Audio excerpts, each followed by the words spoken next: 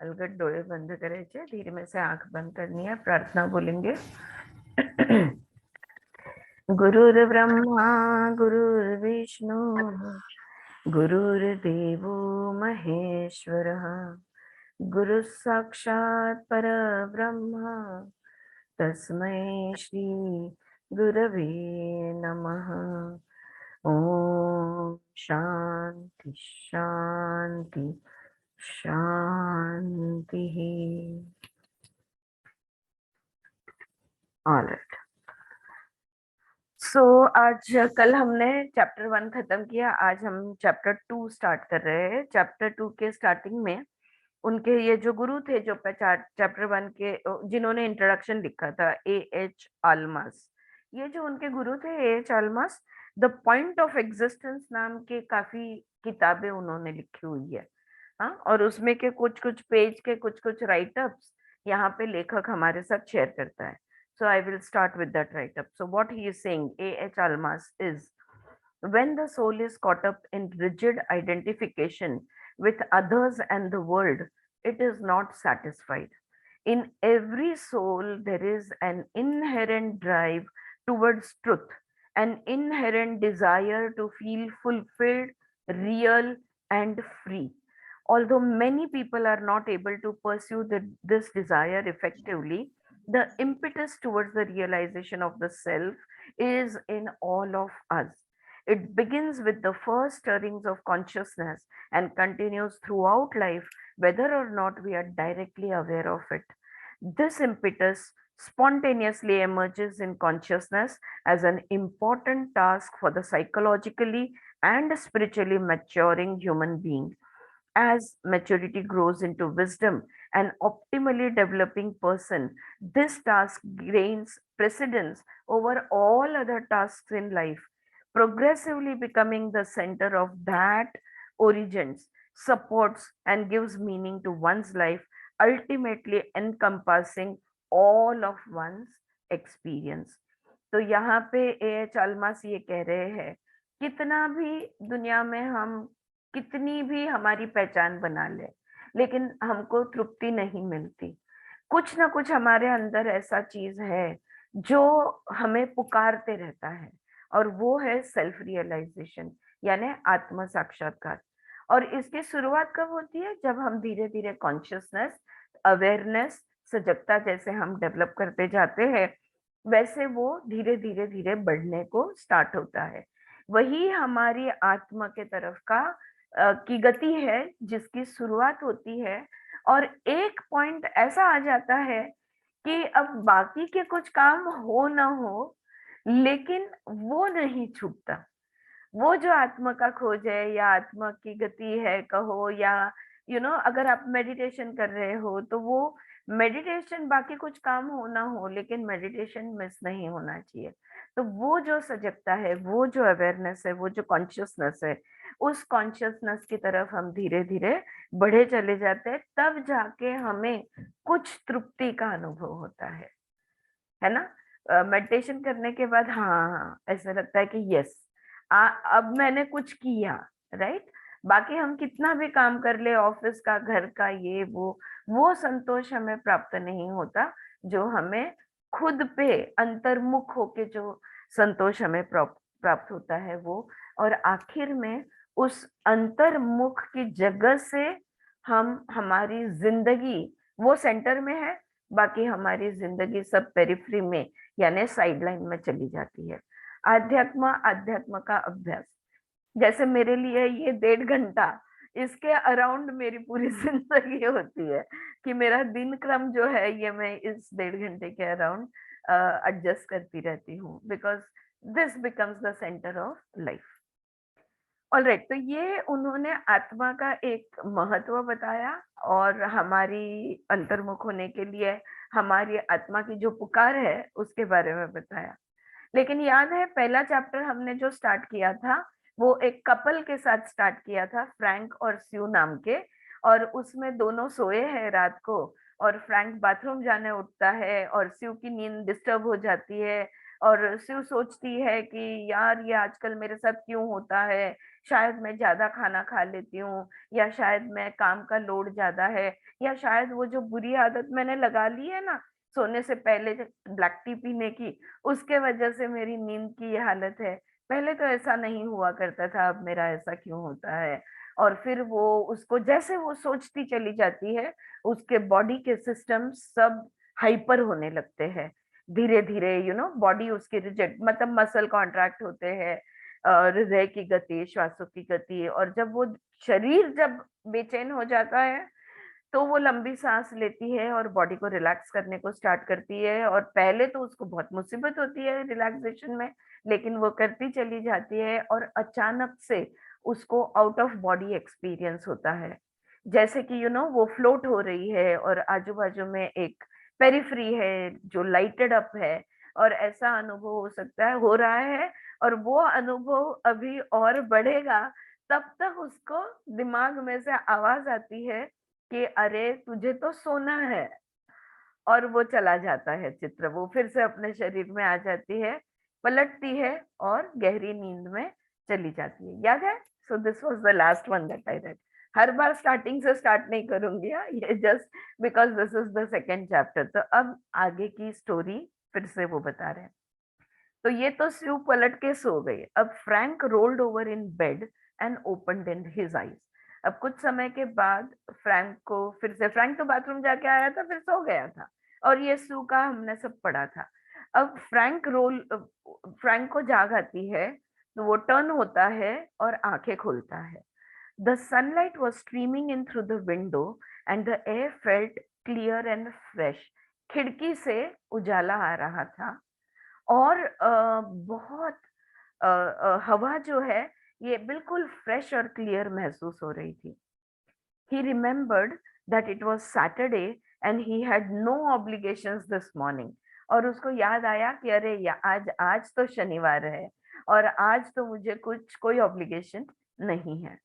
He was smiling when he turned his head to look at his wife. और पता है वो इतने चैन से थे और फ्रेश इतना फील कर रहे थे, तो अपनी बीवी की तरफ मुस्कुराते हुए वो देखने लगे। He was smiling when he turned his head to look at his wife Sue beside him, and that's when he felt the pain in his neck. Yeah, and that's when he felt pain in his neck. तो वो उन्होंने गर्दन मोड़ी अपनी बीवी की तरफ मुस्कुराते हुए देखने के लिए, और तब उनको जोरों से अपनी गर्दन में दर्द हुआ। The smile disappeared. उनकी वो मुस्कुराहट गायब हो गई। And the voices in his head started up. और दिमाग में बातें, उनका दिमाग बोलने लगा। Now you did it. देखो, देखा तुमने, अब कर दिया। This is what happens when you read in bed until midnight with your neck all cramped up. ऐसा ही होता है, रात को 12 बजे तक आप किताब ऐसे गर्दन को अखड़ाते हुए किताब पढ़ते रहते हो। You just went to the chiropractor yesterday and can't go again till Monday. कल ही तो तुम physiotherapist, chiropractor is a kind of physiotherapy, not exactly but I am just आपको पैरेलल मिले इसलिए। You just went to the chiropractor yesterday, कल ही तो तुम काइरोप्रैक्टर के पास जाके आए थे, और अब सोमवार तक देखो अभी तुमको दर्द हो रहा है, तुम सोमवार तक नहीं जा सकते। So you are going to have a sore neck all weekend. और आज सैटरडे है, संडे, 2 दिन अब तुम्हारी गर्दन तुम्हें तकलीफ देने वाली है। When will you learn? कब सीखोगे यार? Okay, well it's not my fault. हाँ, तो ये अपना दिमाग इस तरह से बात करता है दोस्तों।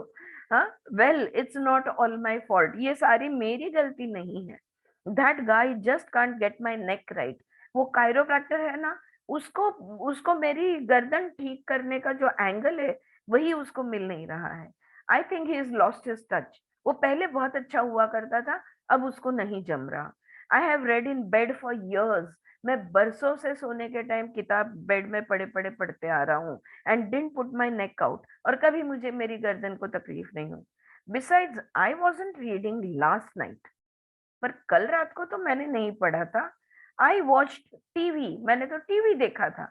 डैम है teacher. Okay, it's your own fault because you never get enough exercise. नहीं, लेकिन गलती तो तुम्हारी ही है, क्योंकि जो भी एक्सरसाइज करनी चाहिए आप बिल्कुल नहीं करते। You just sit all day, दिन भर बस कुर्सी में रहते हो, बैठे रहते हो। यू आर राइट, हाँ तुम बिल्कुल सही कह रहे हो। आई एम लेजी, मैं आलसी हूँ।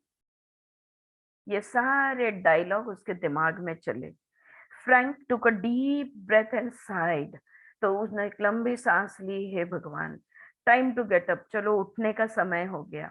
स्यू वॉज स्टिल अस्लीप, उसके बाजू में स्यू सोई हुई थी। He felt an impulse to lean over and give her a किस।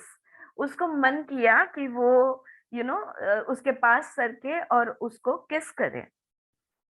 फिर से दिमाग बोलने लगा, बेटर नॉट डू दैट, ऐसा नहीं करना, और you will wake her up, देखो उसकी नींद खुल जाएगी।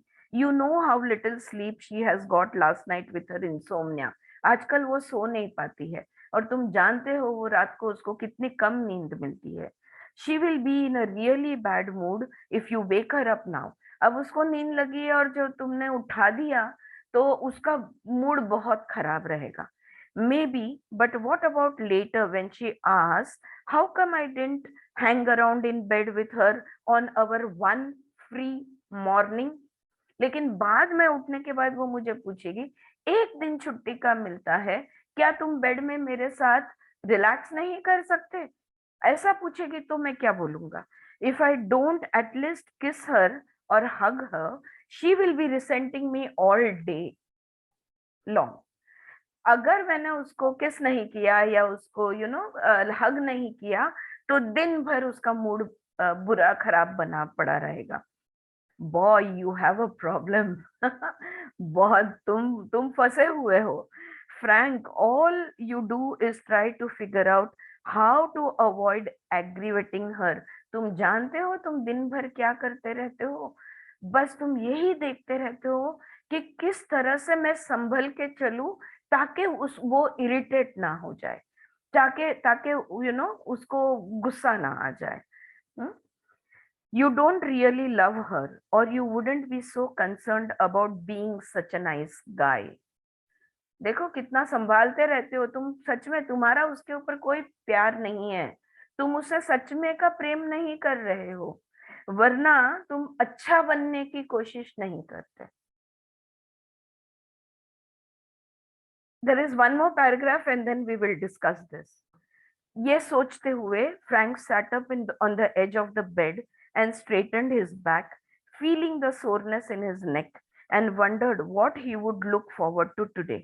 और ऐसा सोचते हुए फ्रैंक उठ बैठे, बैठ के अपनी गर्दन को हिलाकर देख रहे थे और सोच रहे थे आज क्या करना है।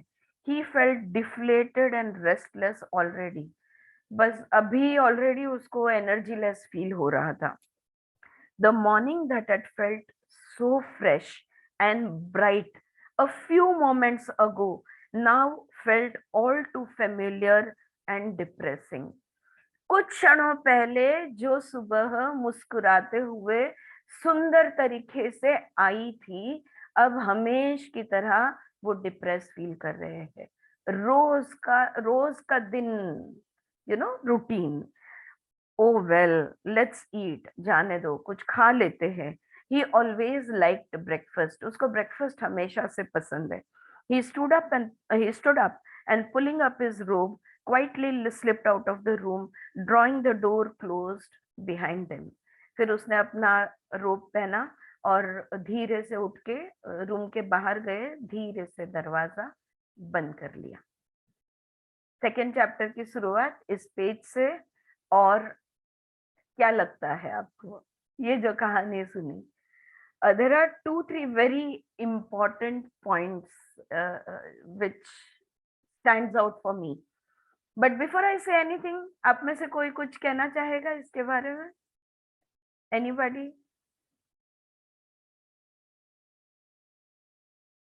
मीना, आपका अनम्यूट नहीं हुआ है, और है ना, उंगली उठा दिया करो तो मुझे पता चले कौन नेक्स्ट बात कर रहा है। या बताओ। हाँ, हर वस्तु के पीछे अपना मन जज करता रहता है, डाउट करता रहता है, और अलग अलग अलग तरीके से वही चीज को नहीं माइंड उसको कुछ ना कुछ नई नई कल्पनाएं बना के इमेज बना के बोलता ही रहता ये है अंदर ही ये अंदर। ये है ना, हाँ सच बात है, 16 आने सच। लेकिन ये एनालिसिस हो गया, मैं एनालिसिस की नहीं बात कर रही हूँ। ये जो सिचुएशन उन्होंने बताई है, जहां पे जिस तरह से ये व्यक्ति उठ रहा है, वो मुड़ रहा है, जो दिन की उसकी शुरुआत है, और उसके बाद में उसके दिमाग में कुछ कुछ बातें आती है, उन बातों के बारे में आप कुछ कहना चाहोगे? उस बातों के बारे में आप कुछ कहना चाहोगे? Yes Shailaja, you want to say something? No, all right, okay ठीक है, चलो, मुझे जो ध्यान में आता है मैं बताती हूँ। आरती, हाँ बोल। म्हणजे त्याचं काळजी घेणं आणि त्यांनी दिलेलं सेंटेन्स हे थोडंसं कॉन्ट्राडिक्टरी वाटतं. नाही नाही नाही नाही नाही नाही. त्यांनी एकदम परफेक्ट सेंटेन्स दिलेले आहे. तो जे काळजी करतोय त्या काळजीच्या बाबतीत त्याला असं वाटतंय, ते काळजी म्हणजे सांभाळून सांभाळून अलगद पावलं टाकून चालणं, आणि अलगद सांभाळून समोरच्या माणसाला राग येऊ नये किंवा त्यांना आपण कुठेही ट्रिगर करू नये, हे अति सांभाळणं म्हणजे प्रेम नव्हे. आणि ते त्याच्या डोक्यात येतंय की जर तुझं खरं प्रेम असलं असतं तर तू असं घाबरत सांभाळत हळूहळू तिच्या भोवती दिवस घालवला नसता, किंवा तिच्या बरोबर अशा पद्धतीने वागला नसता. आता okay, I just tell you. So the first part of it is that the moment हम लोग कॉन्शियसनेस में आते हैं, हमारी आंखें खुलती है, तब हम किस तरह से सुबह का समय था, धूप आई हुई थी, सुंदर हवा थी, चेहरे पे अपने आप मुस्कुराहट आ गई।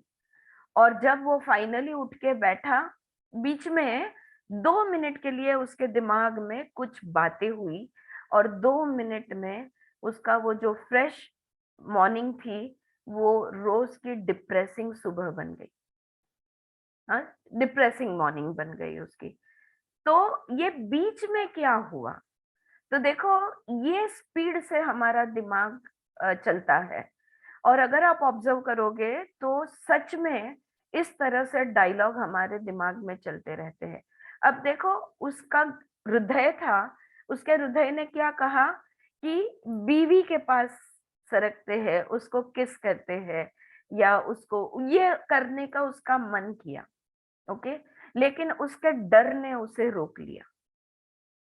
तो हम नेचुरली, सहजता से जो भी करना चाहते हैं, अ, ये करते करते हम खुद को रोक लेते हैं, और उसके कारण हम अन्य देते हैं। यहाँ पे उसने कारण ये दिया कि अरे उसको नींद नहीं आती, उसको आजकल निद्रा नाश की तकलीफ हो रही है, और अगर मैंने उसको उठा दिया तो वो चिड़चिड़ी हो जाएगी और दिन भर चिड़चिड़ी होके घूमती रहेगी। या तो अगर मैंने और समझो मैं बेड में लेटा रहा, या उसको पास मैंने ले लिया, या जो भी उसके साथ सुबह बिताई, तो और अलग उसका और उससे और कुछ ट्रिगर हो जाएगा। तो जाने दो, कुछ नहीं करते हैं। इस तरह से जो सहज स्वभाव का जो हमारा अफेक्शन, हमारा लव एक्सप्रेस करने की अनेक चीजें, अनेक बार हम खुद को रोकते हैं। अब सोचो, आपकी लाइफ में आप कहाँ-कहाँ खुद को रोकते हो? ऑलराइट?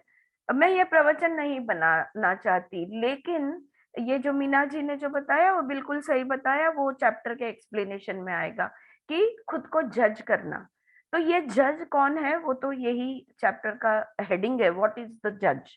ये जज करने वाला कौन है? लेकिन बहुत सालों पहले पता नहीं, कुछ ऐसे ही हम लोग फ्रेंड्स बैठे थे, और यही डिस्कशन, वेरी सरप्राइजिंग कि ये कुछ बात हुई थी, और हम खुद को कैसे रोक लेते हैं एक्सप्रेस करने से, ये बात हुई थी। और मुझे बहुत अच्छी तरह याद है कि मैंने यही एक्सपीरियंस किया था कि मैं मुड़ के अपने पति को नजदीक लेना चाहती थी, या उनको मतलब हाथ उन पे डालना चाहती थी, लेकिन उनको नींद बहुत प्यारी है तो उनकी नींद खराब हो जाएगी, ये सोच के मैंने खुद को ऑलमोस्ट रोकने वाली थी, हमेश की तरह। लेकिन मैंने बोला नहीं, तेल लगाना जाए, मेरा मन है कि मैं इनको हक करूं, मेरा मन है कि मैं थोड़ी देर के लिए इनके पास लेटूं। हाँ, क्योंकि हम लोग नींद में कितने भी पास सोए हो, लेकिन नींद में दोनों एक दूसरे को पीट करके ही सो जाते हैं अल्टीमेटली। सही बात है कि नहीं? आप अग्रीएबल है कि नहीं इस बात को? राइट। तो ये मैंने तब से मैंने ये बात को छोड़ दिया, बहुत साल हुए इस चीज को। जो भी मेरा नेचुरली मन कर रहा है, सिर्फ पति के बारे में, ये एक एग्जाम्पल बन गया, लेकिन किसी के भी बारे में और कुछ भी बोलने के बारे में, करने के बारे में हम खुद को बहुत रोकते हैं, और उसको जस्टिफाई करने के लिए हमारा माइंड ये सारे कारण देता है। ये पॉइंट को सिर्फ ध्यान में रखो। Okay, remember this point. I am sure कि आगे एक्सप्लेनेशन में वो ये जजिंग क्यों होता है, कौन करता है, कैसे होता है, इसके बारे में बताएंगे। ऑलराइट। लेकिन ये सब जब थॉट्स हमारे दिमाग से गुजरते हैं, 1 मिनट के अंदर जो फ्रेश सनशाइन मॉर्निंग थी, वो डिप्रेसिंग रूटीन मॉर्निंग बन गई। ऑलराइट। अब ये एक बात हो गई। ओके, दूसरी बात ये कि गर्दन का दर्द, उसके लिए उन्होंने क्या क्या सोचा। वो कायरोप्रैक्टर की गलती है? नहीं नहीं, तुम्हारी ही गलती है, तुम बेड में लेट के पढ़ने की तुम्हारी बुरी आदत है। फिर कल मैंने नहीं पढ़ा था, पर मैंने टीवी देखा था। लेकिन तुम ऐसे ही करते हो, आजकल तुम एक्सरसाइज ही नहीं करते, बस दिन भर बैठे रहते हो।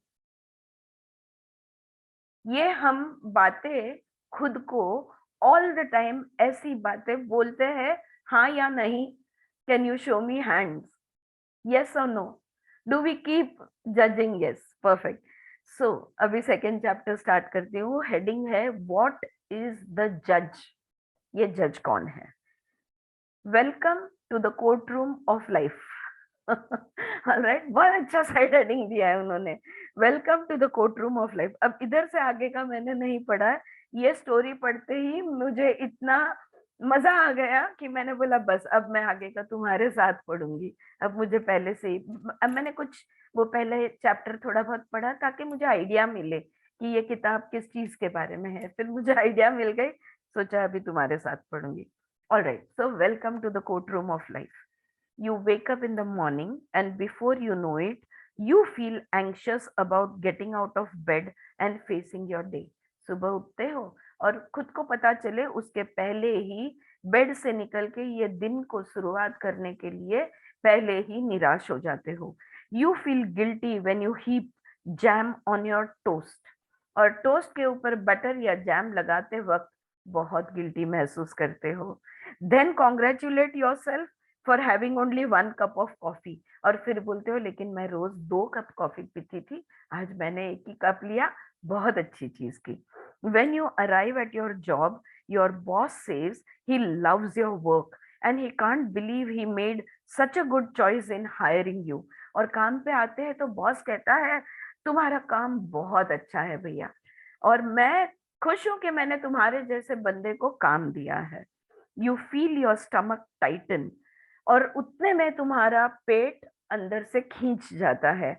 You are scared you will disappoint him, और तुम अचानक से डर जाते हो कि ये मेरी तारीफ कर रहे हैं और ये जो मुझे बोल रहे हैं, और अगर कभी कभार मेरे काम में कम हो गया या गलती हो गई तो उसे मैं निराश कर दूंगा।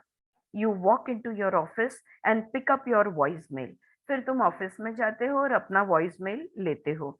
Your best friend has left N enthusiastic message, और तुम्हारी बेस्ट फ्रेंड जो है उसने एक बहुत उत्साह से भरा मैसेज तुम्हारे लिए छोड़ा है।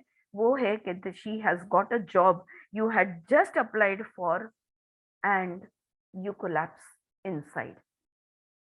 जिस जॉब के लिए तुमने अप्लाई किया था वो जॉब उस दोस्त को मिल गया है, और ये सुनते ही वो खुशी खुशी तुम्हें वो न्यूज दे रही है, लेकिन ये सुनते ही तुम अंदर से थोड़े से मिट जाते हो। You don't want to call her back. देखो, हाँ, you don't want to call her back because you are afraid to tell her how envious you are.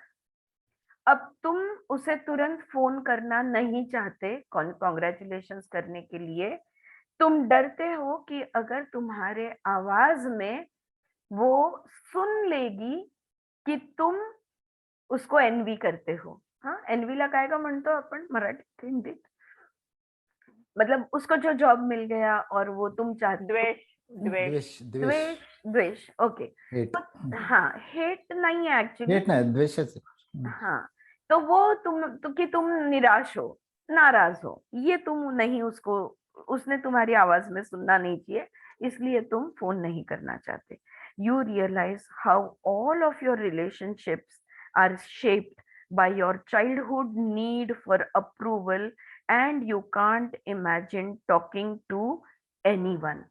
और फिर तुम्हारे ख्याल में आता है बिकॉज या फिर तुम रियलाइज करते हो एक पॉइंट पे, अच्छा ये सारे सेंटेंसेस के बीच में डॉट डॉट है, तो कुछ समय बाद तुम रियलाइज करते हो कि सारे तुम्हारे रिलेशनशिप जो है ये बचपन से तुम्हारी एक आदत है अप्रूवल की. किसी ने तुम्हें वाह वेरी गुड ये बोलना ही चाहिए, इस अप्रूवल की जो तुम्हारी आदत है. And you can't imagine talking to anyone. लेकिन इसके बारे में मैं किससे बात करूं कि हाँ मुझे वाह वेरी गुड बोलोगे तो ही मैं कुछ कर पाता या कर पाती हूँ. तो ये तुम किससे बात कर सकते हो.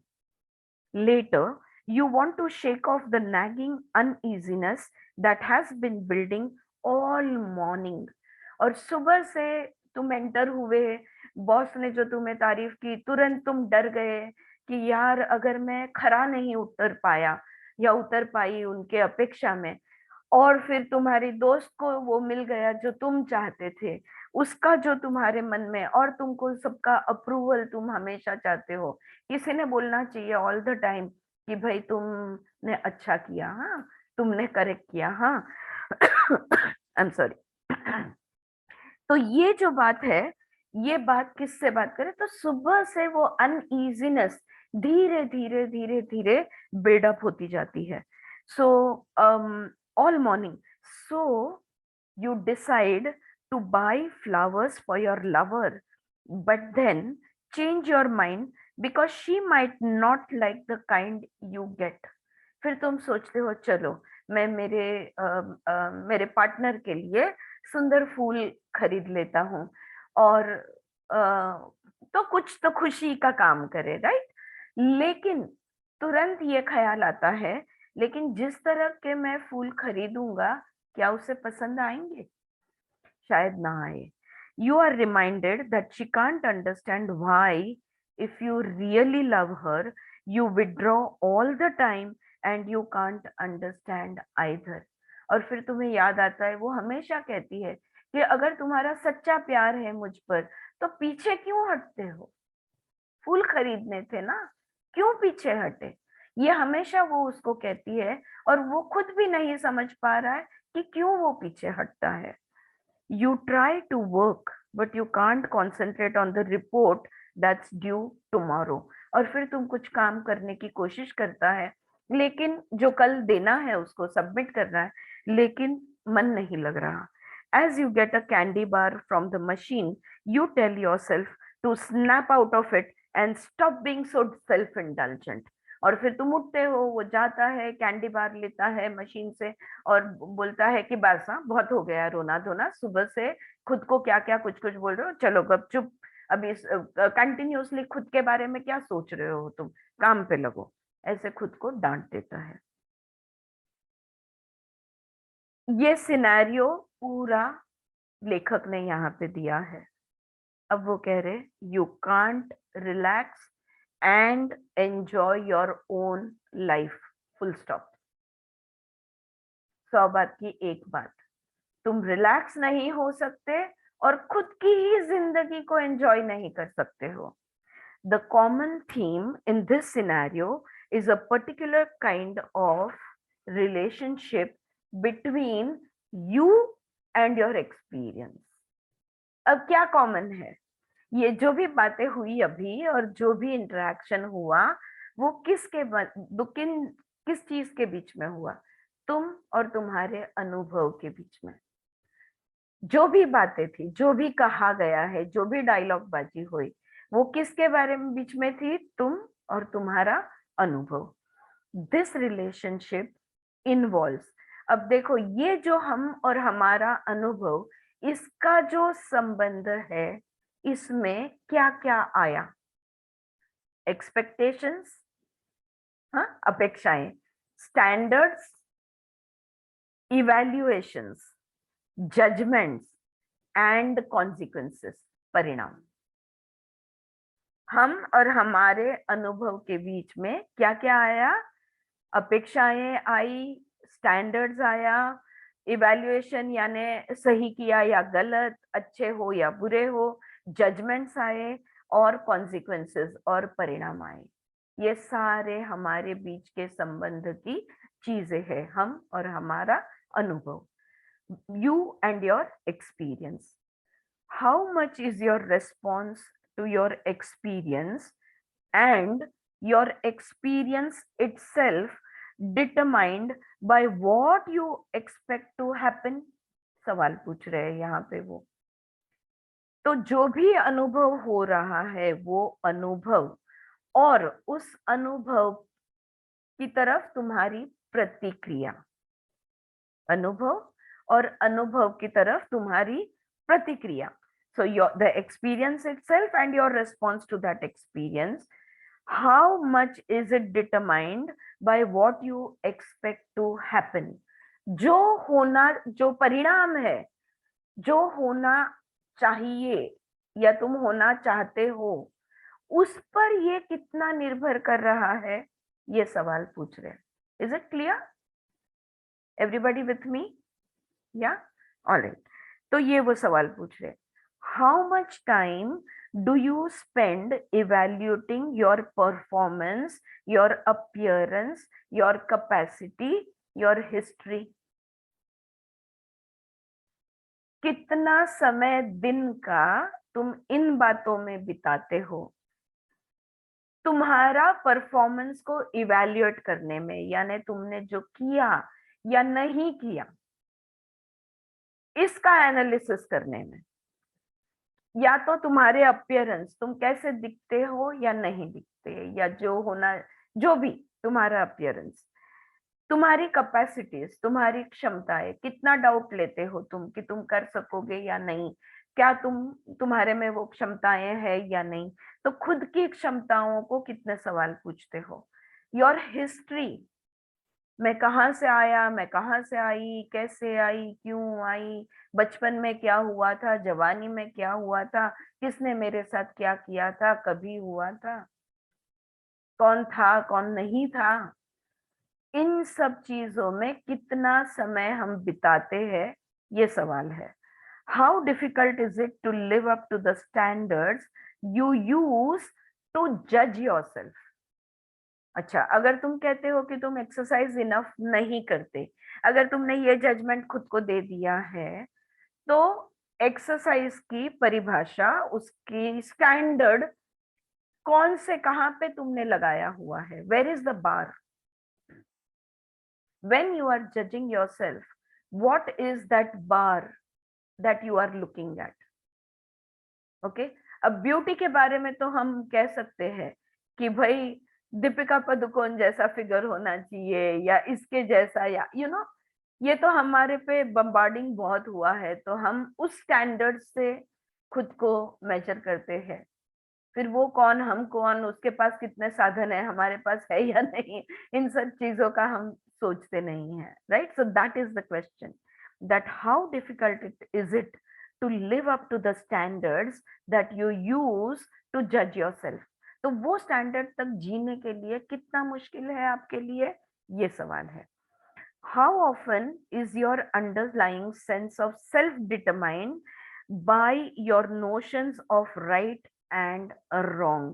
तो कितनी बार तुम खुद को बुरा भला कहते हो, किस हिसाब से? सही और गलत के हिसाब से। ये सही है, ये गलत है। I will read that sentence again. How often is your underlying sense of self determined ही लिखा है, या सेल्फ डिटर्मिनेशन कर सकते हैं इसको, by your notions of right and wrong.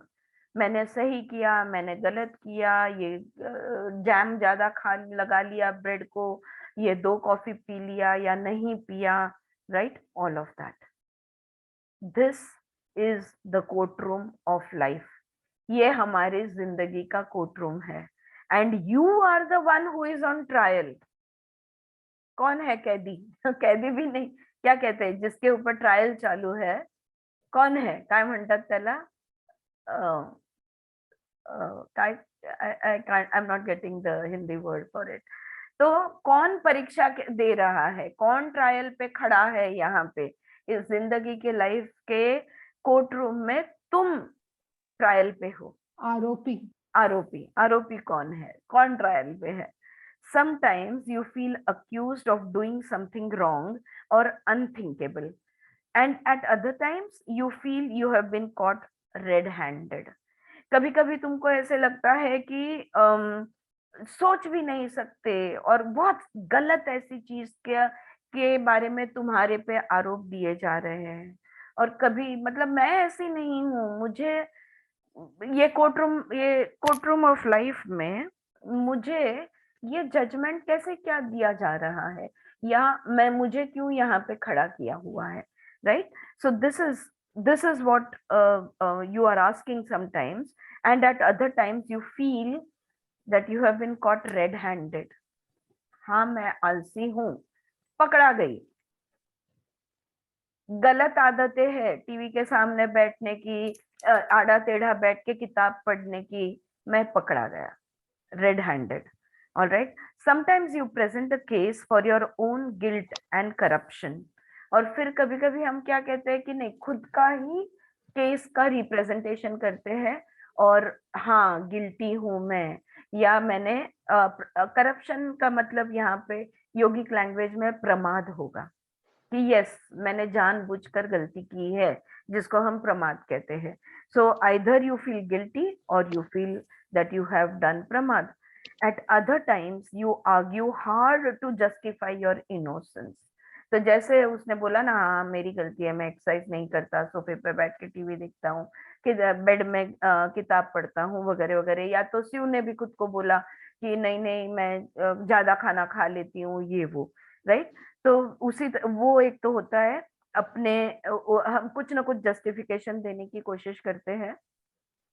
और दूसरे कहीं कहीं और कभी कभी हम क्या करते हैं, you argue hard to justify your innocence. नहीं नहीं, मेरी गलती नहीं है, वो कायरोप्रैक्टर की गलती है, वो पहले जैसा अभी उसका हाथ नहीं रहा। हाँ, डॉक्टर के हाथ में पहले जादू थी, अब नहीं रही। ऑलराइट, सो ये उसकी गलती है। तो कभी कभी हम मैं इनोसेंट हूँ ये प्रूव करने की कोशिश करते हैं। Sometimes you threaten and warn yourself of dire consequences for disobeying. और कभी कभी बोलते हैं खुद को, सुनोगे नहीं ना, ऐसे ही तुम्हारी आदतें बनी रही ना, देखो तुम्हें ये रोग हो जाएगा, या तुम्हारा वो हो जाएगा, या तुम्हारा ऐसा हो जाएगा, या वैसा हो जाएगा।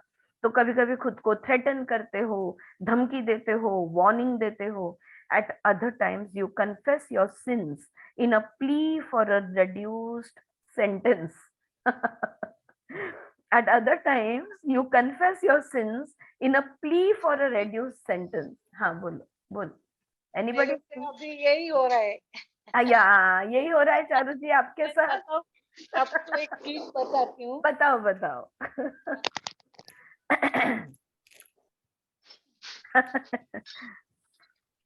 प्लीज, आप में से कोई भी शेयर करना चाहे मुझे कभी भी रोको। Alright, please don't wait for me to even finish my sentence, just share, because ये बहुत इंपॉर्टेंट है। लक्ष्मी के पैर मोती से, तो पता है मेरे को दिख नहीं रहा है, हाँ, तो भी लेके आई और बनाया। एक बना, लेकिन दूसरे में मिस्टेक पे मिस्टेक करते जाती, गुस्सा अपने पे ही करते जाती। एक बन गया बरोबर, तो दूसरा क्यों नहीं हो रहा है? देखो कितनी सिंपल पर कितनी इंपॉर्टेंट प्रैक्टिकल एग्जाम्पल यहाँ पे चारू जी दे रहे हैं। आंखों से दिख नहीं रहा है, दिखने को तकलीफ है, मोती का एक बना लिया, दूसरा बना रहे हैं, लेकिन उनसे हो नहीं रहा, और फिर खुद पे गुस्सा आता है। ये इंपॉर्टेंट पार्ट है कि मेरे से हो क्यों नहीं रहा, और गलती पे गलती क्यों हो रही है, और खुद को डांटती रहती है ना चारू जी आप? बिल्कुल हाँ। है ना? हाँ, थोड़ा सा अपने हाथ को सहला लो, it's okay. So this is exactly what happens, okay. तो और कभी कभी फिर हम क्या करते हैं, you confess your sins in a plea for a reduce sentence. और कभी कभी बोलते हैं नहीं नहीं यार, मेरे से गलती हो गई, मेरे से प्रमाद हो गया, खुद को ही, ओके, लेकिन अब मुझे प्लीज ये इतनी बड़ी बीमारी की सजा नहीं देना। मेरे से गलती हो गई है लेकिन इतनी बड़ी सजा मुझे नहीं देना, छोटी वाली सजा देना, reduce sentence. Sometimes, sometimes you weigh the evidence on each side to reach a verdict. और कभी कभी तुम क्या करते हो, हाँ, क्या कितनी गलतियां हैं, कितनी अच्छी चीजें की, ओके, ये इधर गलती की लेकिन ये यहाँ पे तुमने अच्छा किया, और फिर उसको रोक जोक के तोल मोल के फिर एक कुछ तो भी जजमेंट दे देते हो, एक वर्डिक्ट दे देते हो। And eight other times you simply pass sentence without hesitation और कंसिडरेशन।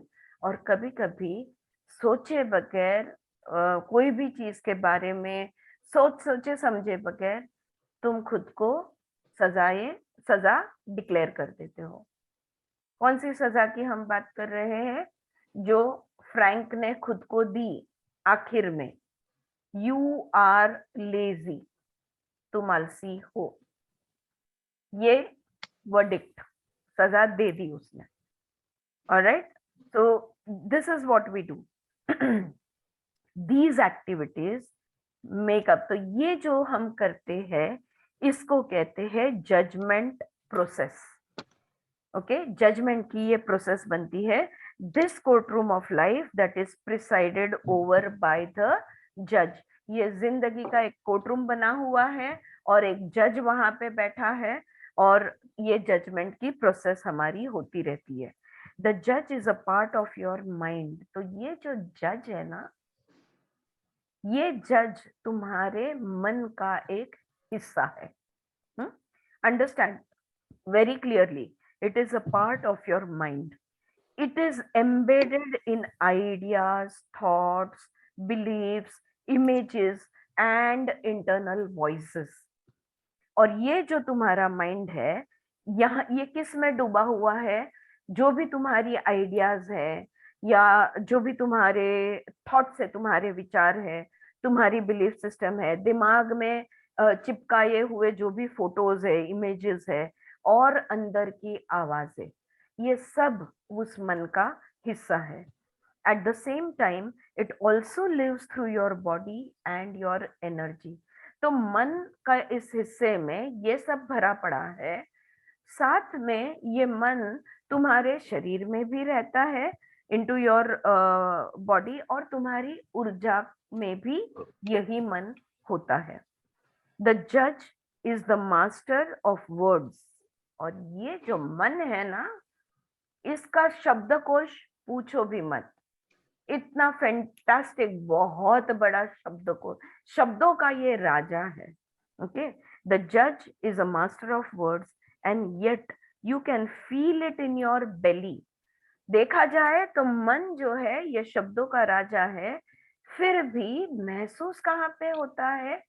पेट में, in your belly, in your shoulders, कांधे में, एंड इन योर जॉ, तुम्हारे जबड़े में, without any awareness of the words. ये कांधा, ये पेट, ये जबड़ा, ये शब्दों को नहीं जानता, लेकिन मन में जो शब्द उठते हैं उसके साथ ये अखड़ते जाते हैं। योर बॉडी, अब यहाँ पे तो उन्होंने 3 बॉडी पार्ट किए। अभी the kind of thoughts that you are having, इसमें बहुत बड़ा साइंस है, और इसका ना बहुत किताबें, रिसर्च वर्क हुआ है और बहुत किताबें भी छपी है। How our body, which part of the body responds to which kind of words and feelings. Words आए तो उसके साथ लग के फीलिंग्स आए ही आए। तो इस पर बहुत, emotions are energy in motion. तो ये एनर्जी मोशन में कब आती है? जब हम सोचते हैं। वर्ड्स इनका पेट्रोल है, और ये शब्द से ये एनर्जी मोशन में आती है।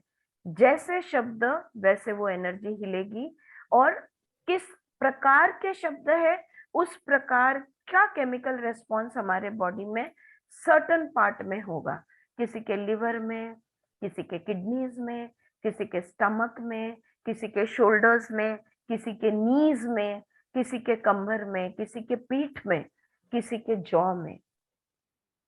ये बहुत कॉमन पॉइंट्स है, इसलिए इसके बहुत इश्यूज है। यस सुचित्रा बोल. आपण ते कायनेजिओलॉजी कायनेजिओलॉजीचा पण हा खूप मोठा भाग आहे, स्टडी ऑफ द बॉडी. या because our body is kinetic energy, right. तो काइनेजियोलॉजी का ये बहुत बड़ा पार्ट है सच में. तो ये जो बॉडी पार्ट्स है ये हमारे मन की बातों को, शब्दों को रिस्पॉन्ड करते हैं. द जज is both pervasive and invisible. और ये जो मन का हिस्सा है, जो जज है, ये कण कण में घुस जाता है. परवेसिव यानी सर्वव्यापी, ओके, यानी व्यापकता जिसको होती है उसको परवेसिव कहते हैं. ऊपर से अदृश्य भी है, विजिबल नहीं है, ये इनविजिबल भी है. It speaks to you from. तो ये कहाँ से बात करता है हमारे साथ? हाँ, ये मन जो है ये शब्द कहाँ से लाता है और कौन सी ऐसी चीजें हैं उसको इन्फ्लुएंस करती है. और कोणाचं ऑन आहे बेटा? मला दिसत नाही आहे. वैशाली कुठे आहे पण ती मला दिसत नाही. हाँ नहीं, झालं म्यूट. ऑलराइट. तो हाँ, तो ये कहाँ से, ये जज जो बोथ परवेसिव एंड इनविजिबल है, वो उसके पास शब्द वो कहाँ से लेता है?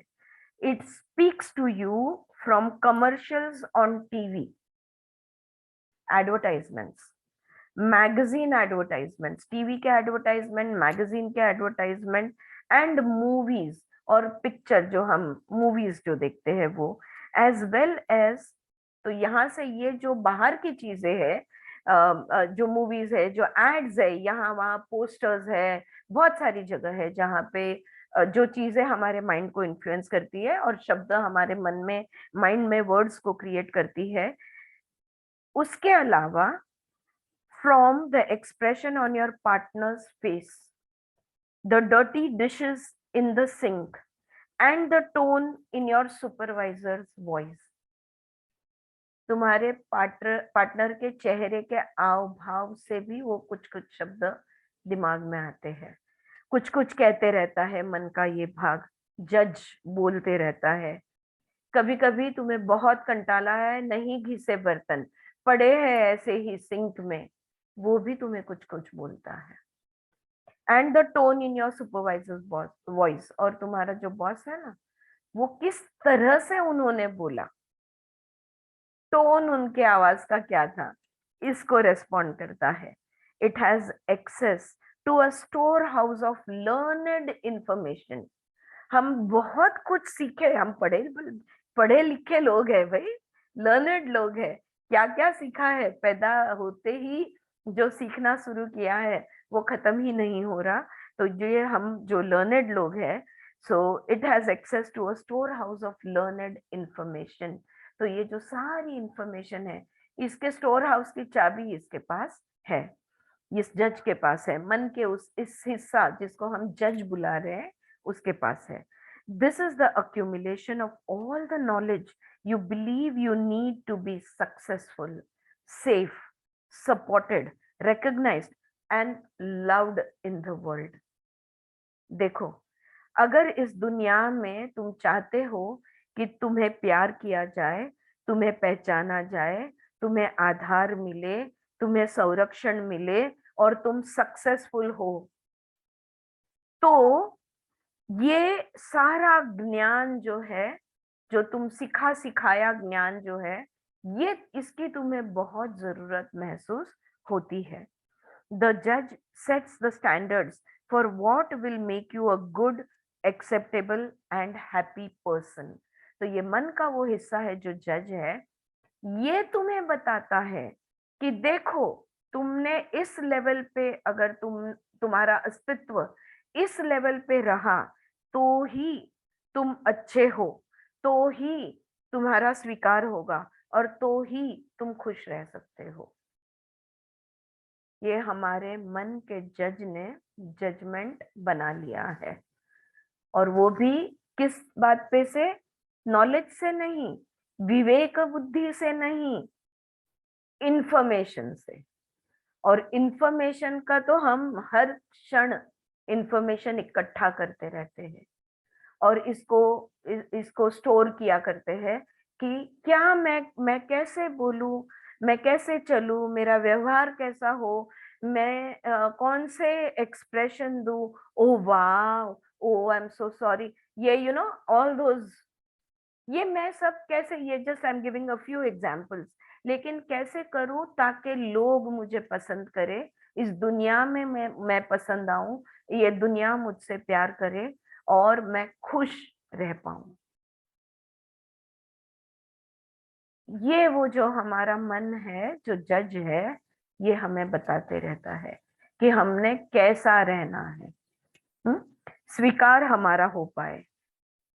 Of course it also has standards for everybody else. अच्छा, ये तो मेरा स्टैंडर्ड हो गया, उस स्टैंडर्ड के हिसाब से मैंने जीना ही है। मुझे याद है, पता है, बहुत सालों पहले एक सीनियर टीचर है योगा के, वो और मैं, हम बैठे बैठे बात कर रहे थे। मेरे को कहने लगा, अरे मैं क्या बताऊं आजकल दुनिया कैसी हो गई है। एक मेरा बहुत पुराना योगा मेरे साथ सीखा हुआ दोस्त है, उसको मैं अभी रिसेंटली मिला, और वो दोस्त बहुत बड़ा योगा टीचर है, और हम लोग मिले। मैंने बोला अच्छा ठीक है चलो मिलते हैं, होटल में मिले, और उसने बोला कि चलो बियर हो जाए। ये क्या बात हुई? तुम योगा टीचर हो, तुम योग सिखाते हो, और तुम बियर ऑर्डर करने की बातें, बियर पीने की बातें करते हो। इसका मतलब ये हुआ कि जो वो टीचर जो मुझे ये बता रहे थे, इससे दो बात मेरे ध्यान में आती है। एक तो उन्होंने खुद के लिए एक स्टैंडर्ड बना दिया है कि योगा टीचर यानी ये नहीं करेगा, वो नहीं करेगा, ऐसा ही करेगा, वैसा ही करेगा। ये खुद के लिए एक स्टैंडर्ड बना दिया है। उतना ही नहीं, सामने वाले के लिए भी उसने स्टैंडर्ड डिसाइड कर लिया है। रिजिडिटी इसको कहते हैं, इनफ्लेक्सिबिलिटी इसको कहते हैं, जिसकी हम कल बात कर रहे थे। एक्सेप्टेंस नहीं है, अप्रूवल नहीं है, डिसअप्रूवल है। या सो दिस इज, ये एक एग्जाम्पल मैं आपको दे रही हूँ इस चीज के लिए कि हम खुद के लिए स्टैंडर्ड सेट करते हैं, दूसरों के लिए भी स्टैंडर्ड सेट कर देते हैं। It's voice guides your external life consciously and unconsciously. ये जो अंदर, ये जो जज की आवाज है ना, ये चाहे तुम इसका कॉन्शियस हो या सबकॉन्शियस में हो, चाहे तुम जानो या तुम्हें पता हो या ना पता हो, लेकिन ये जो आवाज है, ये तुम्हारी गाड़ी को चला रही है। ये अंदर की आवाज कैसे कैसे ये अंदर की आवाज तुम्हारी जिंदगी चला रही है? कैसे? Through opinions, advice, warnings, suggestions, beliefs, evaluations, and admonishments about all aspects of your behavior. तुम्हारे खुद के वर्तन, जो भी तुम्हारा वर्तन है, जो भी तुम्हारा बिहेवियर है, उस बिहेवियर के बारे में वो ओपिनियन देता है, एडवाइस करता है, वार्निंग देता है, सजेशंस देता है, उसकी बिलीफ्स बताता है, तुमको इवैल्यूएशंस देता है, और डांटता भी है, एडमोनिशमेंट्स भी करता है। हमारा ही मन का हिस्सा जो जज है, हमारी जिंदगी की गाड़ी चला रहा है। उस गाड़ी चलाता है वो किस तरह से? अपनी उपमाएं देके, डांट के, ये बता के, वो बता के, कंटिन्यूअसली वो टोक टोक टोक टोक टोकते रहता है। एंड एज दो दिस वरंट इनफ, और जैसे कि अब ये टोकना रोकना ये जैसे कि काफी नहीं था, द जज directs nearly all aspects of your inner life as well. बाहर का वर्तन, बिहेवियर, ये तो समझे कि देखो अभी ये तुम तुम 5 स्टार होटल में खड़े हो यार, तुम 5 स्टार की लॉबी में खड़े हो, तुमने इस तरह से खड़ा होना चाहिए। तुम टपरी पे हो, तुम उस तरह से चल जाएगा। हम बहुत रेयरली होते हैं। हम जिस जगह पे है, जिस लोगों के बीच है, जिस स्थान पे है, उस स्थान के हिसाब से हमारा वर्तन कंटिन्यूअसली हम ऑल्टर करते रहते हैं। इनके साथ अरे तुरे करेगा तो चलेगा, इनके साथ तो आप ही बोल के बात करना। सही बात है? पटता है? मुखवटो हम मुखवटा भी नहीं है मीना, वो कंटिन्यूअसली हर क्षण दरवाजा खोलो, सामने पति हो, दरवाजा खोलो, सामने सेल्समैन हो, दरवाजा खोलो, सामने काम वाली बाई हो, दरवाजा खोलो, सामने भिखारी हो। आपका बॉडी लैंग्वेज, आपका जो भी एक्सटर्नल बिहेवियर बदलता है, हाँ या ना? बिल्कुल, है ना? हर क्षण हम खुद को कैलिब्रेट करते रहते हैं, कंटिन्यूअसली कैलिब्रेट करते रहते हैं। अच्छा, ये तो बिहेवियर के बारे में हम करते ही है, और जैसे कि ये काफी नहीं है, अंदर का जो हमारा चल रहा है उस पे भी हम डांट खाते हैं, अच्छा भला भरा भुला बुरा भला कहते रहते हैं। देखो इतना डिप्रेस नहीं होना, तुम क्यों इतना नेगेटिव सोचती हो, ऐसा महसूस करना ठीक नहीं है, ये मन की शांति है, अभी मिली ना मेडिटेशन करके, अब इसको पकड़ के रखो। बाहर और अंदर कौन गाड़ी चला रहा है हमारी, है ना? वैशाली, मजा आ गया? है ना? आज वैशाली को एकदम क्लियर है। मला असं ते दिसतंय, असं तुम्ही डोळ्यात अंजन घालते ना थोडं थोडं ड्रॉपचं, तसं मला वाटतंय समोर. So this is how the inner judge is. This is how that part of our mind which is a judge. Okay? अब जज की भूमिका कौन है, कहाँ है, क्लियर हो गई? क्योंकि पूरी किताब में ये जज के बारे में बात होते रहने वाली है, इसलिए मैंने थोड़ा ज्यादा समय लेके इसको समझाया। क्लियर हो गई? मन का वो हिस्सा जो बात करते रहता है उसका नाम दिया है हमने जज। पहले चैप्टर में आत्मा के बारे में बात करके उसका रोल क्लियर करके उसको शांत बिठा दिया है। वो ऑब्जर्वर है। हाँ, अब ड्रामा में आए हैं, अब ये ड्रामा का तो डायरेक्टर पता चल गया। So, ma'am, we have to ignore the judge. That they will tell us now in the book what we have to do. You know what? To answer your question, from whatever I understand, you cannot ignore it. You just cannot ignore it. It will come again and again and again. No, let it be. Let it be talking. We will just. No, Smriti. No, you just cannot do that also. You flow in the flow. Temporarily, you might Momentous. feel a little okay, you know, but you can't do it. You have to face it and you have to shut it up. But you have to clear it 100%. We will come to the techniques and methods, I hope. और अगर इन्होंने नहीं दिया तो अपने पास बहुत है bag में। तो हम लोग सोचेंगे इसके बारे में, हाँ, चिंतन मनन करेंगे कि क्या किया जाए इस जज का। लेकिन पहले समझ लेते हैं। और इतनी अभी तो सेकेंड चैप्टर का एक साइड हेडिंग खत्म हुआ है, अब हो गया ये एक जज की भूमिका उन्होंने क्लियर कर दी। अब साइड हेडिंग है कंपैरिजन एंड जजमेंट। अब आते हैं कंपैरिजन पे, और कंपैरिजन से कैसे हम जजमेंट देते हैं। In addition to setting standards, another activity integral to the judgment process is comparison. So सबसे पहली बात क्या की, खुद के लिए ही हमने एक स्टैंडर्ड, एक बार बना दिया कि अपेक्षाओं का एक, कि तुम अगर 50 kg हो तो तुम परफेक्ट हो, अगर तुम 80% टाइम शांत और स्थिर हो, ये स्पिरिचुअल जजमेंट है, ओके, तो तुम परफेक्ट हो, तो फिर ये ठीक है।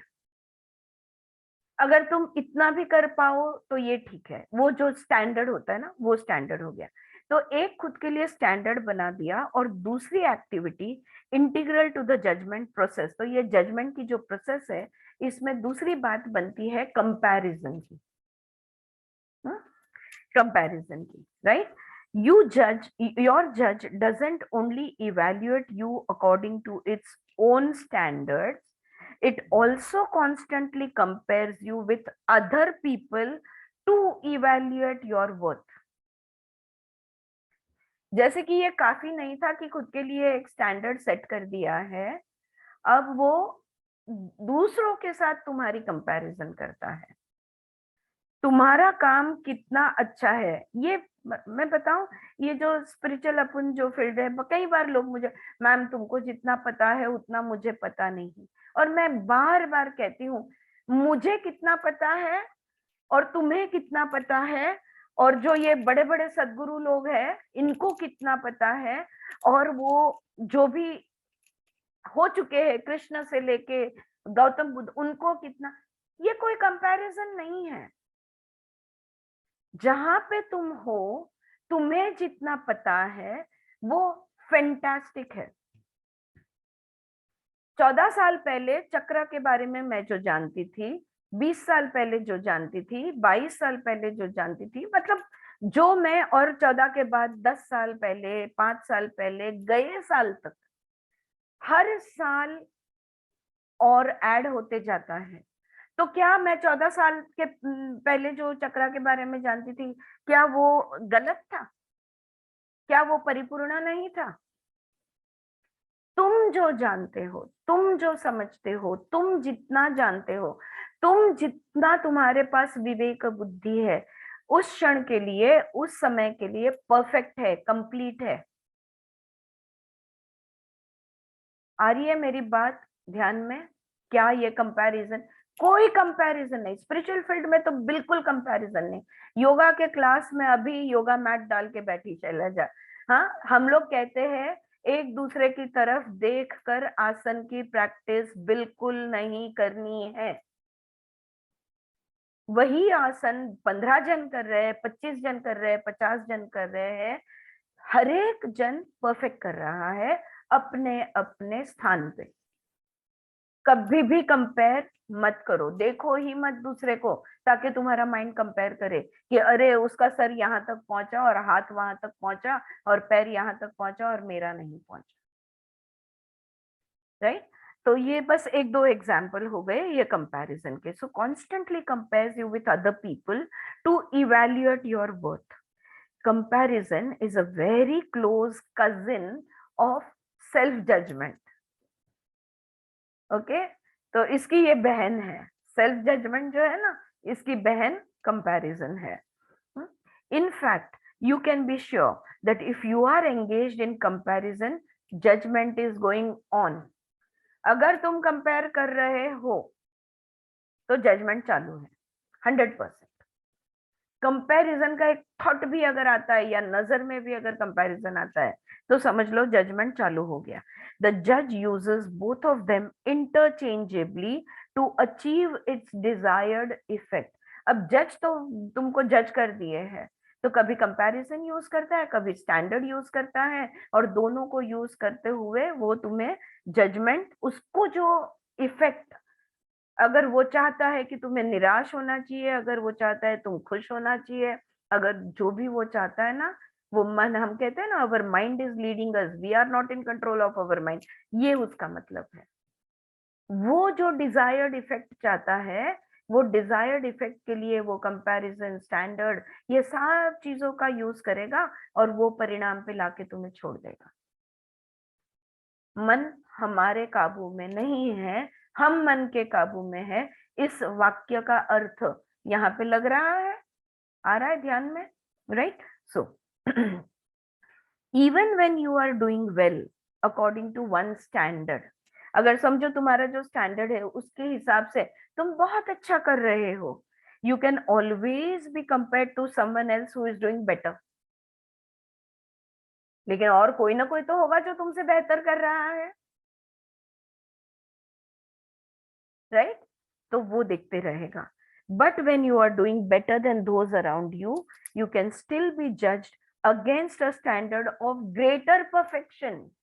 अच्छा, काफी नहीं है कि भाई मैं सुचित्रा से कम फ्लेक्सिबल हूं, जैसे कि ये काफी नहीं है, लेकिन जो टीचर है उसके फ्लेक्सिबिलिटी से भी और तीसरे फैक्टर से भी कंपैरिजन बनता है। वो परफेक्शन, उससे भी कंपैरिजन बनते जाता है, ग्रेटर परफेक्शन।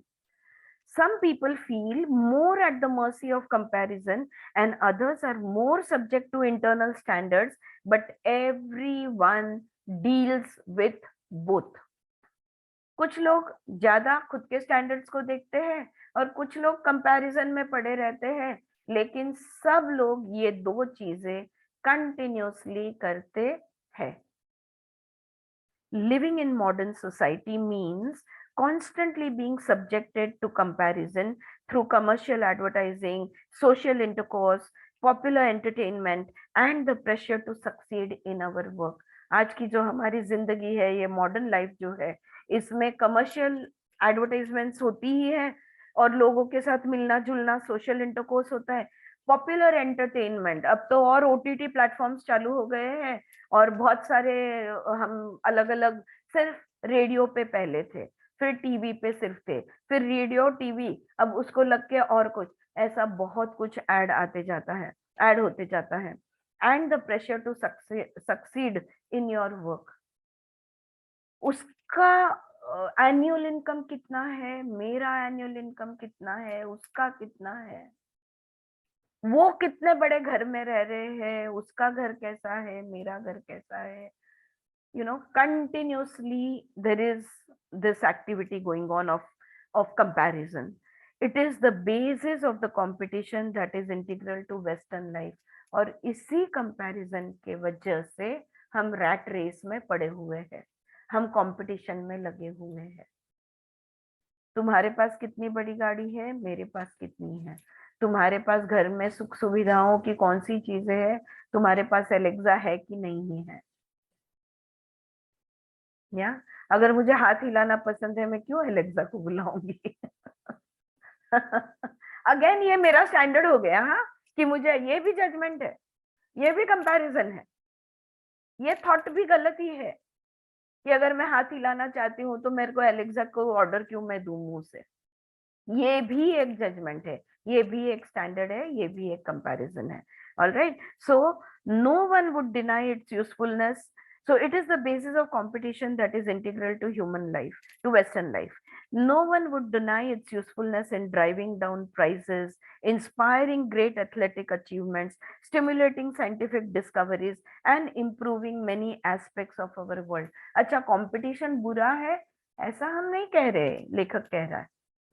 कंपटीशन का अपना अपना एक, अपने अपने कुछ फायदे हैं, जैसे कि अगर तुमको कंपटीशन है तो प्राइस कम होगा, driving down prices, right.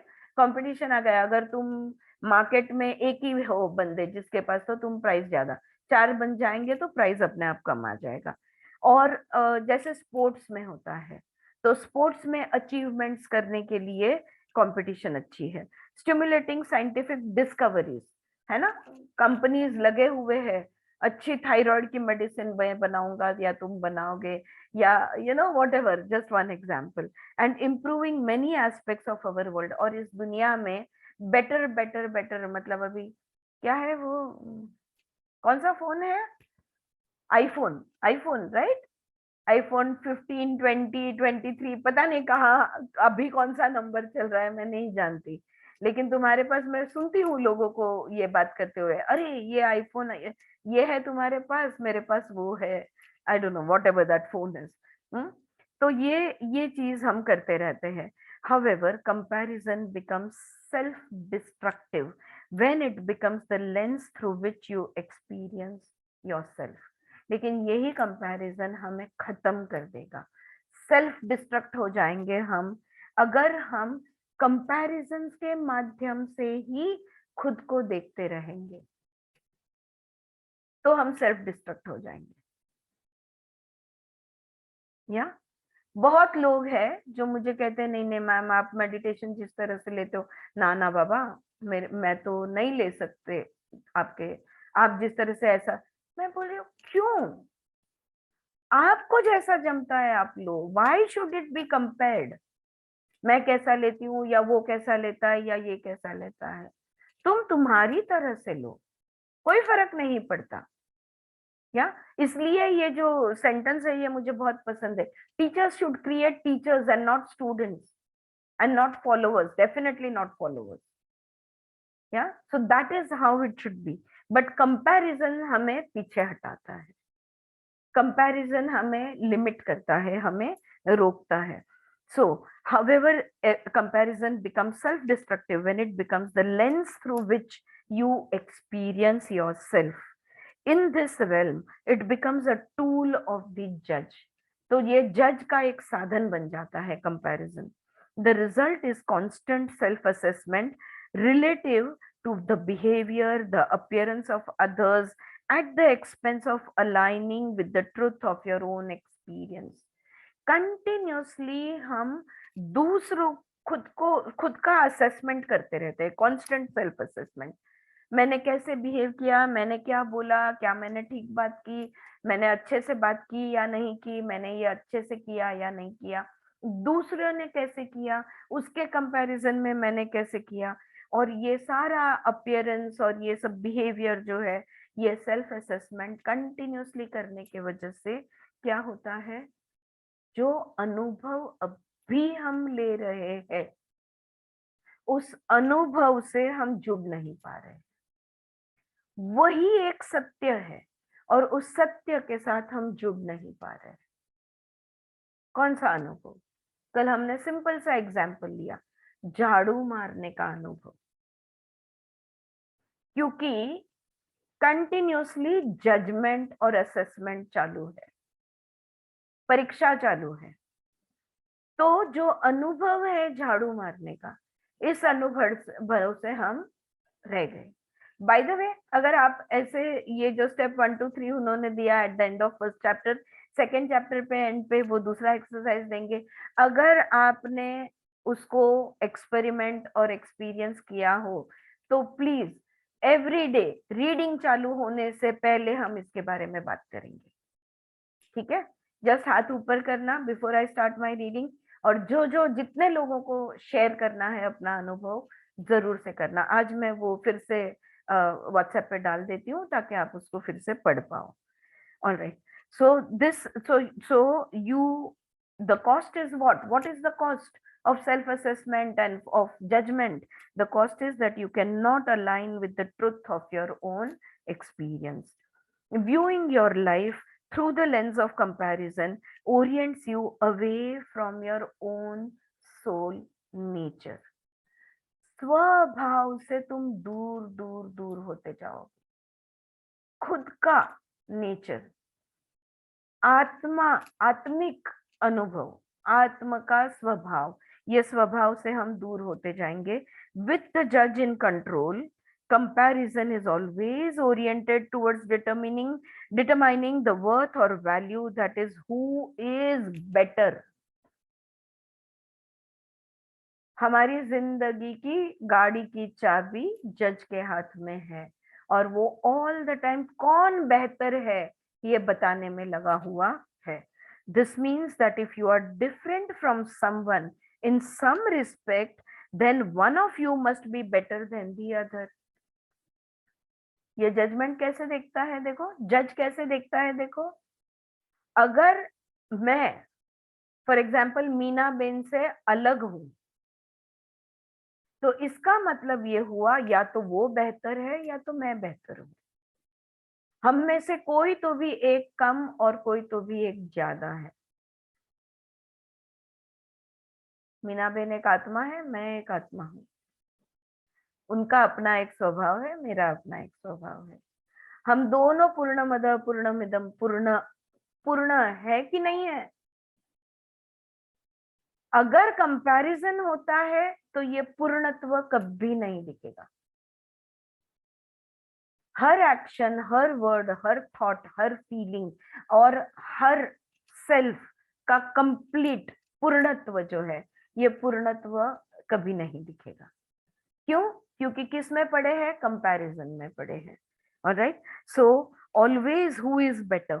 This means that if you are different from someone in some respect, then one of you must be better than the other.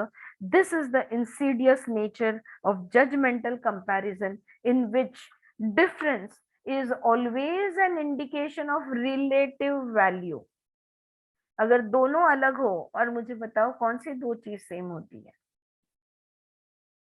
हर चीज दूसरे चीज से, हर व्यक्ति दूसरे व्यक्ति से अलग होना ही है. हमारा जैसा एक ही सैंपल बन सकता है, भगवान एक से ज्यादा सैंपल बना नहीं सकते. हाँ, मेरा जैसा दूसरा सैंपल कहीं नहीं मिलेगा. हम सब अलग है. लेकिन ये जो रिलेटिव वैल्यू है, ये रिलेटिव वैल्यू बना देता है. कम ज्यादा कीमत इसको लगा देता है. द जज wants to know who is right. ये जज जो है ना, वो हर क्षण क्या जानना चाहता है, सही कौन है, हु इज बेटर, कौन बेहतर है, एंड व्हाई, और क्यों. रीजनिंग तो माइंड कभी नहीं छोड़ेगा, वो तो उसका माइंड का स्वभाव है. It is the nature of the mind to analyse and to give reasons and explanations, always justifications.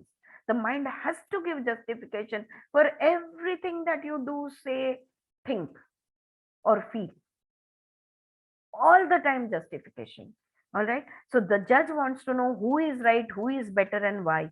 It is not interested in understanding the complexities or subtleties of why the things they are the way they are. वो ये नहीं जानना चाहता है, ये नहीं देखना चाहता है कि ये इतना सीधा नहीं है. हर एक चीज बहुत कॉम्प्लेक्स है, और हर एक चीज जैसी है वैसी है किसी कारणवश. Okay, in particular judgmental comparison never takes into account the soul, which by its nature has implicit value unrelated to any other soul. आत्मा का जो वैल्यू है, ये जज कभी भी ध्यान में नहीं लेता. Souls cannot be compared in value or goodness. मेरी आत्मा तुम्हारी आत्मा से बेहतर है, तुम्हारी आत्मा मेरी आत्मा से अच्छी है. नहीं कर सकते ये काम. No matter how one may differ from another, कितने भी हम अलग क्यों ना हो, ये नहीं होगा.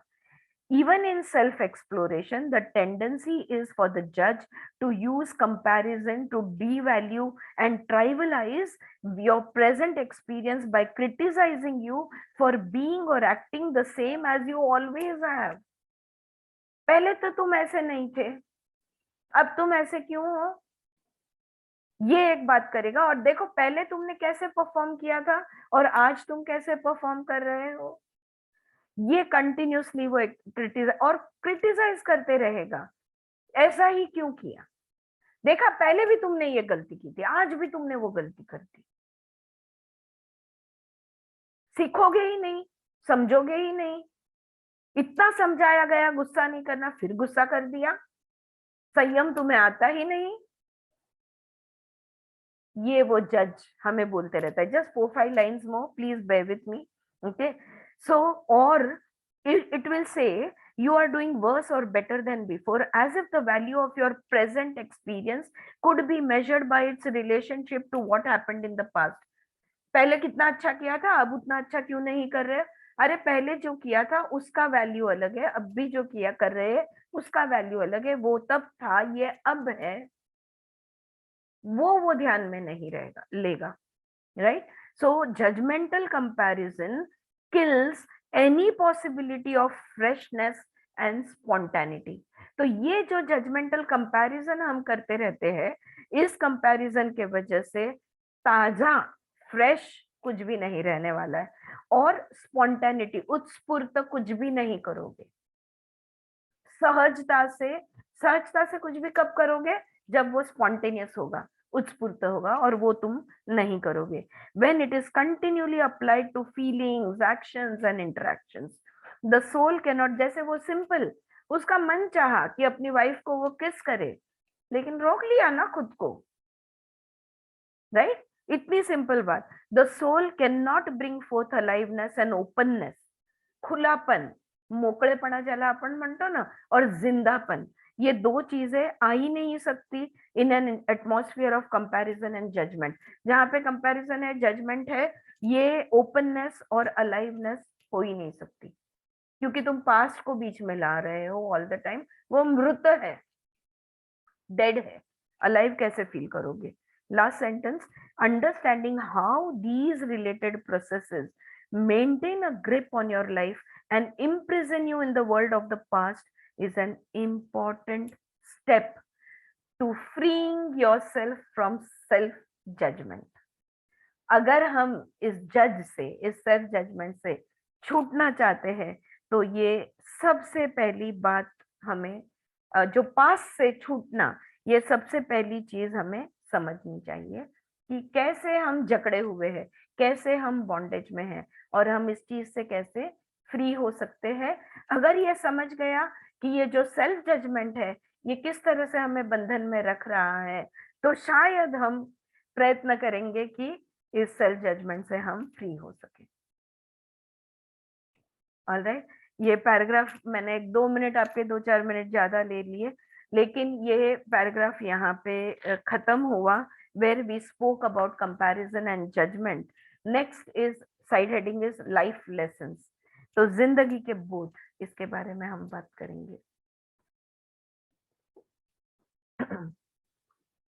क्या मैं फास्ट जा रही हूँ friends? Is it too fast for you? No, it's right, alright, बराबर से ना? हाँ, और सही बात है कि नहीं वो जो बोल रहे हैं, कंपैरिजन, कॉम्पिटिशन? एकदम सही. असं वाटत होतं की आपण आरसाच बघतोय. म्हणजे तुम्ही अशा प्रकारे सांग किती बोलतो आपण. म्हणजे मी तर एवढी बोलते ना निगेटिव्ह विचारायला की कट कट कट, आणि काय करते वैशाली, आणि मला असं म्हणून हसायला येत होतं. किती सेल्फ जजमेंट ना ह्याच्यात. अजून अजून खूप खूप, I think this book is thanks to Shweta Agarwal that she is suggested this book, because I think the writer is going to take us की हे कुठून आलं, हे जे सतत तू स्वतःला, मी स्वतःला बोलते असं जे तू म्हणतेस ना, जे आपण सगळेच करतो, मी पण बोलते, हे कुठून आलं, हे अजून त्याच्या रूट पर्यंत आपण गेलो ना तर खूप इझिली आपल्याला करेक्शन्स करायला सुरुवात. हा, माझं 6 महिने आधीची माधवी आपण इंट्रोस्पेक्शन नको का करायला? काय होतं तेव्हाची परिस्थिती होती, तेव्हाची विजडम काय होतं, आता आपण एक्सपिरियन्सने काय अनुभवातनं शिकतोय वगैरे, आपली आपण 6 महिने किंवा 2 महिने जे काय असेल ते पिरियड वाईज आपण आपलं इंट्रोस्पेक्शन नाही करू शकत का? नाही पण करायचं. एक मिनिट, तुम्ही इंट्रोस्पेक्शन करू शकता, पण आपण इंट्रोस्पेक्शन नाही करत. आपण थोडंसं म्यूट वर जा माधवी, बिकॉज बॅकग्राऊंड साऊंड येतोय. पण आपण काय करतो, आपण कम्पेअर करतो की आधी हे बघ, जर तू हे बघत असेल की मी कुठपर्यंत आले होते, आता माझा प्रोग्रेस, तर तू प्रोग्रेसच्या ऐवजी जर रिग्रेस झाला असेल तुझा, तर ते तुला डिप्रेस नाही का करणार? बरं, ते सुद्धा जाऊ दे. या फुल लेसनचा एक खूप इम्पॉर्टंट मुद्दा आहे. तो मुद्दा हा आहे की आत्ता जो अनुभव होतोय त्या अनुभवाचा पूर्णत्वाने अनुभव घेणं हे चुकतंय ना. We are missing out on experiencing whatever that we are experiencing now. When the mind starts comparing it with something else, which we have done in the past. Comparison is always with something which you have done in the past. गया हो गया. तू त्यावेळेला 50 सूर्यनमस्कार काढत असशील, आता 108 काढतेस, उद्या कदाचित 10च काढशील. काय फरक पडतो? प्रत्येक सूर्यनमस्कार हा परिपूर्ण असायला हवा का नको? हा तेव्हाचा, त्या वेळेचा, त्या क्षणाचा अनुभव पूर्णत्वाने घ्यायला हवा का नको?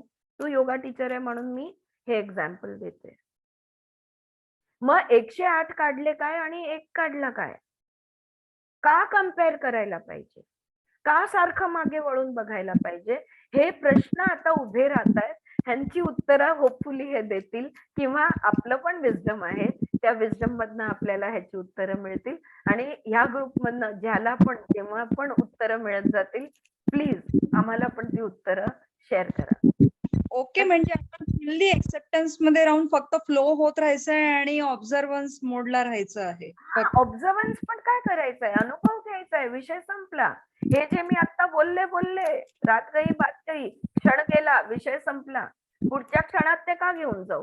अरे मी आज काय बोलले, कसे बोलले, बरोबर बोलले का नाही बोलले. म्हणून मी पुस्तक पण वाचायचे बंद केलेले आहेत. मी तुमच्या बरोबरीने वाचते, कारण मी वाचताना जे विचार मला आलेले आहेत ते नाही मला सांगायचे, माझे विचार नाही सांगायचे. Ultimately I and up saying my, but it is spontaneous. माझे विचारच सांगते मी तुम्हाला, आता पण तेच करते, पण ते उत्स्फूर्त आहे. आणि जे उत्स्फूर्त आहे ते त्याच्याने खूप मोकळं वाटतं. कुठलाही class preparation, structure, introduction, subject, topic या त्या कन्क्लुजन काहीही नाही. जे आहे जसं आहे तसं, आत्ता जे सुचलं ते आत्ता, उद्याचं उद्या. Now it's making sense? Yeah, thank you Madhavi for asking that question. थोडी अजून क्लॅरिटी मिळवता आली. Supriya Shinde, good to see you. Supriya Jambhekar दिसते का कुठे? नाही, तिचा आज बर्थडे आहे. Okay, anyway happy birthday to. होपची कोणाला आठवण आली? Who is driving our car? जो जे आठवण आली ना, who is driving your vehicle. Yes, आपण ते कर्मामध्ये पण ते वाचलं होतं की तुमची गाडी कोण चालवतंय. ड्रायव्हरच्या हातात देऊन ठेवलंय. कोण आहे ड्रायव्हर? तुमचं माइंड, तुमचं मन. तो गाडी चालवतोय आणि त्याला जिथे पाहिजे तिकडे तो तुम्हाला फिरवतोय. That is what is happening. Yes, true. आर्थिक कालचं काय होतं? कालचं रेकॉर्डिंग आहे? सगळे रेकॉर्डिंग आहे, पण ते आता कन्वर्ट होऊन सेव्ह झालेले आहेत. मी सॅटर्डेला एक सुझाव आलाय की आठवड्याचे शेअर करत जा, तर बहुतेक सॅटर्डेला मी टाकून काल देईन. काही असं होतं का की त्याची लिंक पुढे मला हे होईल असं?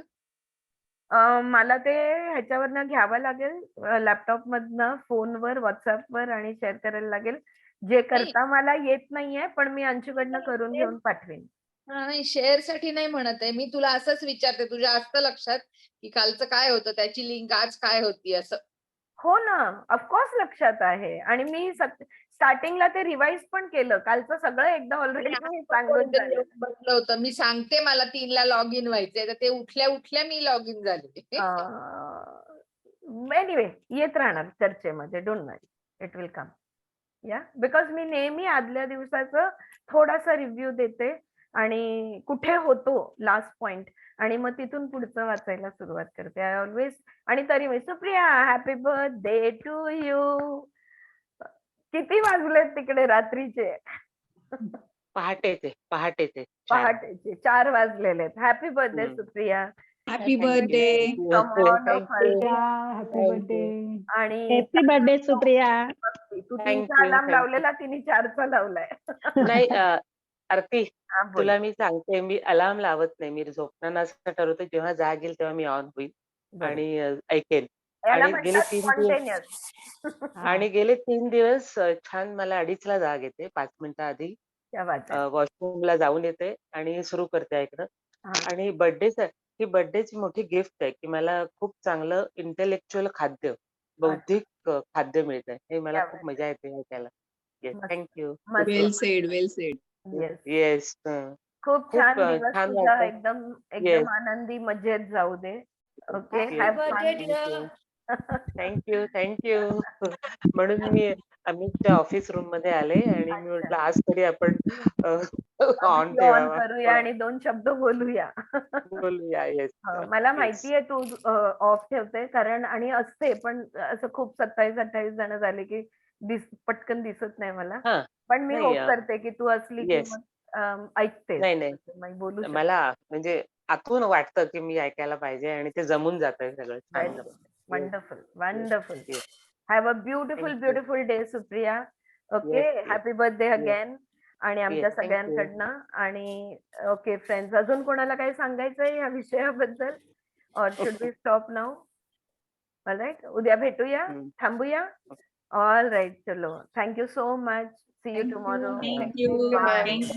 थँक्यू.